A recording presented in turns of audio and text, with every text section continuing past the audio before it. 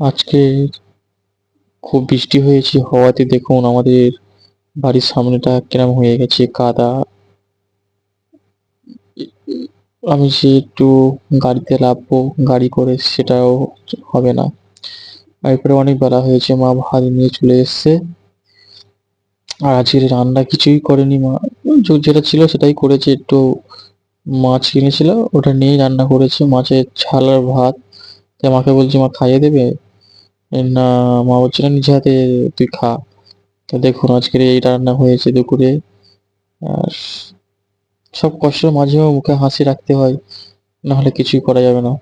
এই যে নামে এত সুন্দর, দেখতে এত সুন্দর, সবকিছু নামে এই কোনো মানে মূল্যটাই নেই, এর কোনো মূল্য নেই। আজকে মূল্য তো দেওয়ার মতো কেউ নেই। তবে আজ সত্যি ফেসবুকে এসে তোমাদের তো ভালোবাসা অনেক পেয়েছি।